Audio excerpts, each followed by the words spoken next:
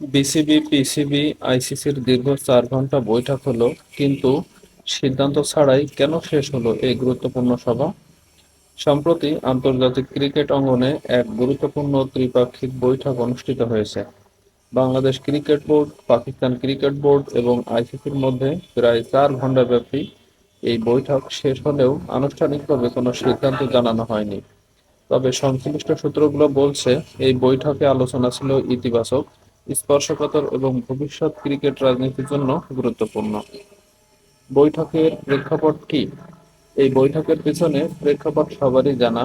নিরাপত্তাজনিত কারণে বাংলাদেশ তাদের বিশ্বকাপের ম্যাচ ভেন্যু পরিবর্তনের দাবি জানালেও সেই দাবি উপেক্ষা করে আইসিসি শেষ পর্যন্ত বাংলাদেশকে বিশ্বকাপ থেকে বাদ দেয়। কোথায় এবং কারা বৈঠকে ছিলেন?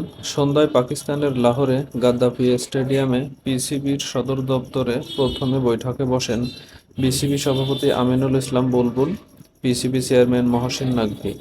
এই দুই বোর্ড প্রধান আইসিসির সঙ্গে আলোচনার এজেন্ডা ঠিক করেন। বাংলাদেশকে সমর্থন দেওয়ার জন্য বুলবুল পাকিস্তানকে আনুষ্ঠানিকভাবে ধন্যবাদ জানিয়েছেন। আইসিসির অংশগ্রহণ কেমন ছিল? একই দিন পাকিস্তানে পৌঁছায় আইসিসির প্রতিনিধি দল। আইসিসির পক্ষে বৈঠকে অংশ নেন সিঙ্গাপুর ক্রিকেট বোর্ডের প্রধান ও আইসিসির ডেপুটি চেয়ারম্যান ইমরান খোয়াজা।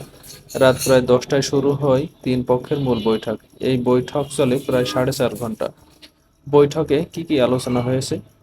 যদিও কোনো পক্ষ আনুষ্ঠানিকভাবে বিস্তারিত জানায়নি, তবে পাকিস্তানি গণমাধ্যমের দাবি অনুযায়ী বাংলাদেশকে অন্যায়ভাবে বিশ্বকাপ থেকে বাদ দেওয়ায় আইসিসিকে দুঃখ প্রকাশ করতে বলা হয়েছে।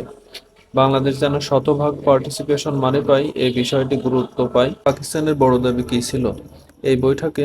এই বৈঠকে পিসিবি চেয়ারম্যান মহসিন নাকভি আইসিসির কাঠামো নিয়েও বড় প্রশ্ন তোলেন। আইসিসিতে ভারতের একচেটিয়া আধিপত্য কমানোর দাবি, রেভিনিউ শেয়ারিংয়ে পাকিস্তানের অংশ বাড়ানোর প্রস্তাব, ভারত-পাকিস্তান দ্বিপাক্ষিক সিরিজ পুনরায় চালুর আলোচনা, টেস্ট চ্যাম্পিয়নশিপে ভারত-পাকিস্তান ম্যাচ অন্তর্ভুক্ত করার দাবি, খেলোয়াড়দের মধ্যে অসৌজন্যমূলক আচরণ যেমন হাত না মেলানো বন্ধ করার আহ্বান। এই দাবিগুলো ক্রিকেটের রাজনীতিতে বড় পরিবর্তনের ইঙ্গিত দেয়। বৈঠকের পরে যেটা হলো, উল্লেখযোগ্য বিষয় হলো, এই বৈঠকের আগেই পাকিস্তানের বসন্ত উৎসবে অংশ নেন বিসিবি সভাপতি আমিনুল ইসলাম বুলবুল।